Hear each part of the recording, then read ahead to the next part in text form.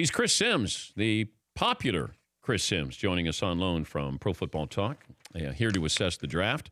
What did you make of the Browns' strategy there last night, Chris?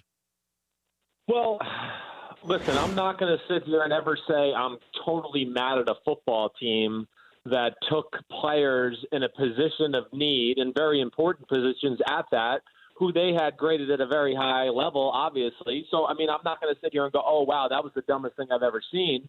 But, I mean, Dan, could I draft a Baker Mayfield number one? No, I would not have had the kahunas to make that pick. I could not have drafted Baker Mayfield in the top five for a number of reasons, and we can get into that. But my biggest problem with the whole thing is I truly believe they should, if they were going to go Baker Mayfield, they should have gone Saquon Barkley 1 and Baker Mayfield at number 4. That would have made more sense. I know they don't know what the Jets were going to do. They got the guy they wanted, I guess, certainly. But, yeah, I mean, this talk was out there that the Jets favored Darnold if he was there on the board. Yeah. So, to me, that's where I look at it just a little wrong. Yeah, I'm right there with you that I know what I have in Saquon Barkley. At least I have a really good idea what I have in Saquon Barkley. And worst case scenario, we don't, end up with Baker Mayfield and we take Bradley Chubb. I have two guys who come in right away and help me right away. And I know that John Dorsey, the GM, is going, this is something that's going to take a little time here. We're not going to do it overnight. I just want to know, did I get somebody that you could absolutely positively say is going to be a star, potential star in 5 years? And I don't know if the Cleveland Browns accomplished that. I don't know if they did either. That is the million-dollar question. I think that's the way to put it, too. You're right. I mean, Bradley Chubb, we know what he's going to be. I mean, I would be shocked if Bradley Chubb isn't a high-level pass rusher that gets anywhere from 8 to 10 sacks of the year. And now, listen, I know they had more of a need at the corner position, but, man, still, even at that, Denzel Ward, number 4, really good player. Don't get me wrong here. But, man, I mean, if he was better than Jair Alexander or Mike Hughes, to me it was by a hair. I really thought those players were every bit as good as he was. So that's where I push back against that as well. But I'm not going to sit here and just totally crap all over the Browns because they got the guys they wanted. I'm not going to be too mad about that. But, yes, it's a little iffy in my eyes. Does it bother you Baker Mayfield didn't show up last night? No, it does not. In fact, I actually kind of like it. I kind of find it refreshing. I mean, I think he's a true football guy that wanted to enjoy a very special moment with his family and not have to worry about cameras and strangers being in the house.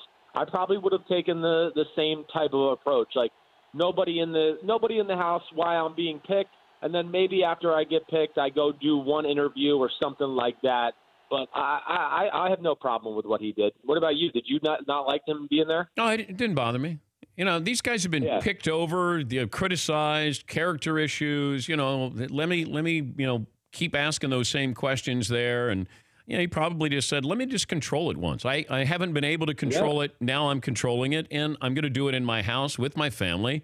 And he did one interview, and he did it with Jimmy Kimmel. I'm fine with that. I'm okay. Who starts a game first out of the quarterbacks selected last night?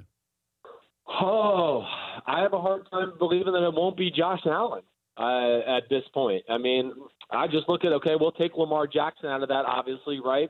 Yeah. Josh Rosen, I mean, he's certainly the most ready.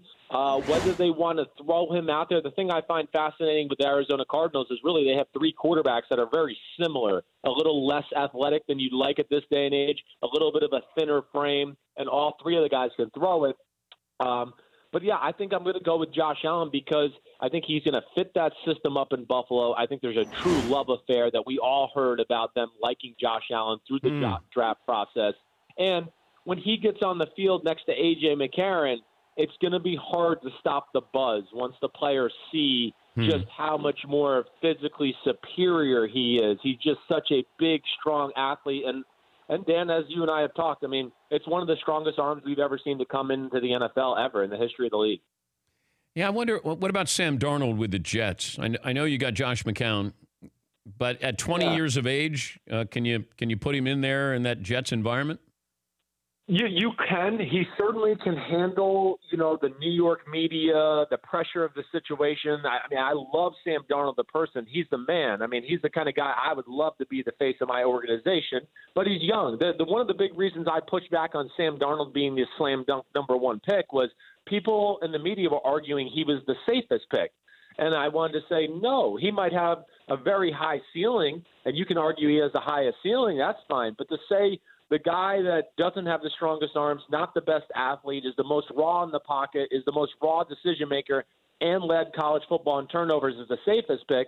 No, that was what was crazy to me with the Sam Darnold talk throughout this draft. But I do think he has an incredibly bright future. But you did compliment Sam Darnold, I think, in a way that say he's got the perfect temperament for New York because he's boring like your dad is.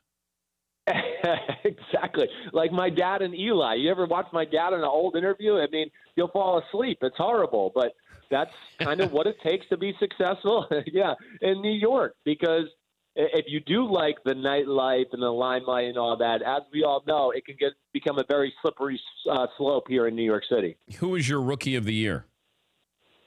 Oh, man. It's hard for me not to go with that guy at number 2 and Barkley.